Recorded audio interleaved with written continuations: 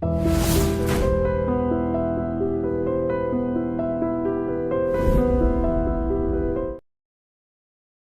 మీ education qualification ఏమిటి? I'm hotel basically, ఇండస్ట్రీలో కూడా మీరు yeah, నేను actually I did my BCom from LB college Visakhapatnam. నేను చెన్నై అక్కడ మెడ్రాస్ ఫిలిం ఇన్స్టిట్యూట్లో నేను 1 year ట్రైనింగ్ తీసుకున్నాను.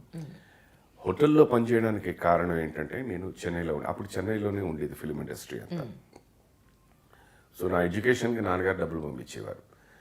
ఆయన అంత పెద్ద మనసుతో పంపించిన తర్వాత ఎడ్యుకేషన్ అయిపోయిన తర్వాత నా కాళ్ళ మీద నేను నిలబడాలి అని చెప్పి మెడ్రాస్లో ఉండడానికి అప్పుడు వాళ్ళు ఎందుకో రెస్టారెంట్ క్యాషియర్స్ గురించి అడ్వర్టైజ్మెంట్ వచ్చింది. బీకామ్ ఫ్రెష్ గ్రాడ్యుయేట్ దీని కింద నేను అక్కడ అప్లై చేయడం జరిగింది. I work. సో నాకు రెండు కలిసి అనమాట. అక్కడ మెడ్రాస్లో ఉండడానికి ఒక ఉద్యోగం దొరికింది, నన్ను పోషించుకోవడానికి నాకు దొరికింది. నా ప్రయత్నాలు నేను చేశాను. అంటే చదువుకుని మీ ఇంట్లో కూడా ఎవరు ఫిల్మ్ ఇండస్ట్రీలో లేరు, కానీ మీకు ఇందులో ఇంత ఇంట్రెస్ట్ అవడానికి గల కారణం ఏంటంటే అమితాబ్ బచ్చన్ గారు. నేను వారి సినిమాలు చూసి ఎందుకో తెలియదు ఒక ఇన్ఫ్లుయెన్స్ పడిపోయింది, నేను అలా అలాగా అవ్వాలని. అమితాబ్ బచ్చన్ గారు అవ్వలే కదా, కూడా అవ్వలేదు నేను.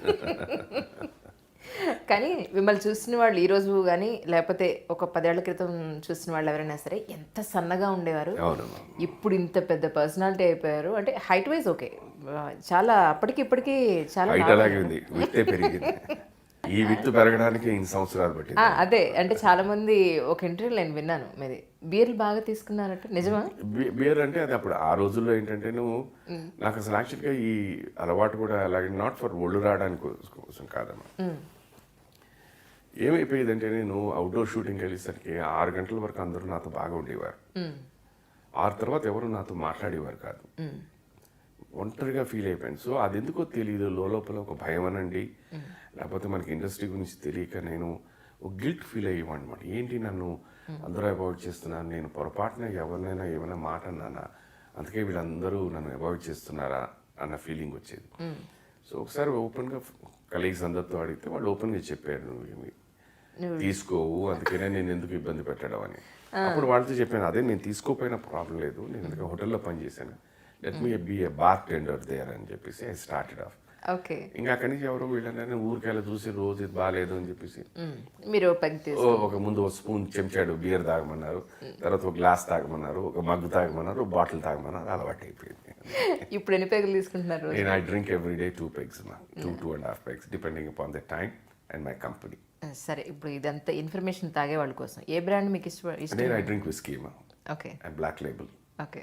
భగవంతుడు నాకు ఇచ్చిన స్టేటస్ దీంట్లో I'm able to afford a Black Label, I drink a Black Label. అందులో ఏమైనా ప్యాషన్ ఉందా మీకు, అది ఖచ్చితంగా తీసుకోవాలి? అలా ఏం లేదమ్మా. దట్ నాకు నేను చాలాసార్లు ఏమైనా ఐ టెల్ షైల్ also, my drink is my friend, my philosopher, my guide, my boyfriend, my girlfriend. It suits, చాలా సూదింగ్గా ఉంటుంది. నేను చాలా ఆలోచిస్తాను. I don't gulp a drink, I take a lot of time.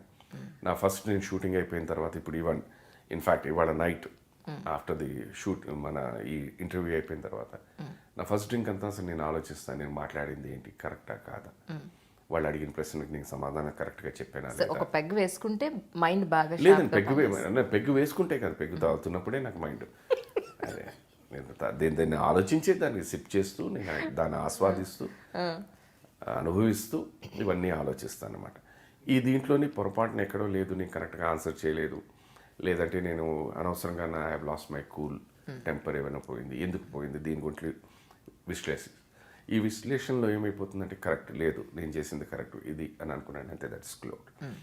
లేదు అలా కాదు, ఇంకా ఒక చిన్న క్వశ్చన్ మార్క్ అలా జరుగుతుంటే when I have my second place, నేను తప్పు చేశాను అంటే I will be the first person to call up and say I'm sorry what have done is wrong అని.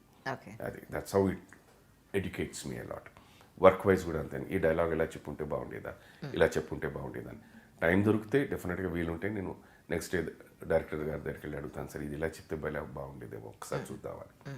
ఒక్కొక్కసారి కుదురుతుంది, ఒకసారి కుదరదు. ఏంటి ఎంత పెద్ద బొట్టు వెనకాతలున్న కథ ఏమిటో? ఏం లేదు మేడం, అది నాకు ఈ బొట్టు అనేది శైల అలవాటు చేసింది. అవునా? ఎందుకో తను సమ్ రీజన్ ఒకసారి ఇప్పుడు వెళ్తుంది బొట్టు పెట్టుకుని వెళ్ళొచ్చు కదా అని, అది అలవాటు అయిపోయింది. అంతకుముందు మీకు అలవాటు లేదు? లేదమ్మా, లేదు, అలవాటు లేదు. సో దాని తర్వాత ఏమైందంటే it became a part of me అనమాట. అందుకే అంటారు ఏదైనా ఒక అలవాటు slowly becomes your habit and that habit becomes your character and that character becomes your attitude అని. So this is how it goes down. ఇవాళ ఎక్కడికి వెళ్ళినా బొట్టు లేకుండానే వెళ్ళాను. అంటే రుద్రాక్షలు కూడా వేశారు కదా, పూజ గట్టిగా చేస్తారు. లేదు లేదు లేదండి, నేను పూజ పురస్కారాలు మంచి చెడు అంతా శైలే.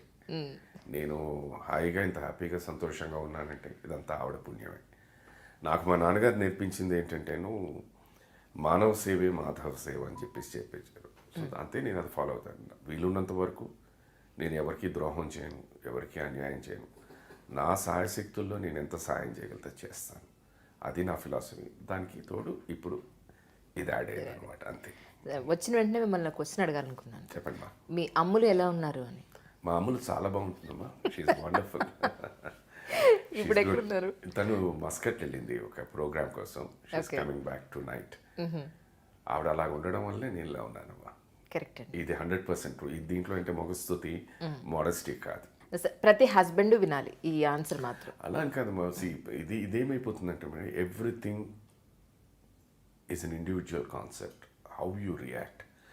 ఇప్పుడు నా విషయానికి వచ్చేసరికి ఏమైపోతుందంటేనమ్మా, ప్రాక్టికల్గా ఆలోచిస్తే సినిమా ఇండస్ట్రీ ప్రకారం she senior to me 5 years. So ఆవిడ ఆల్రెడీ ఒక ఎస్టాబ్లిష్ సింగర్, పాపులర్ పర్సన్.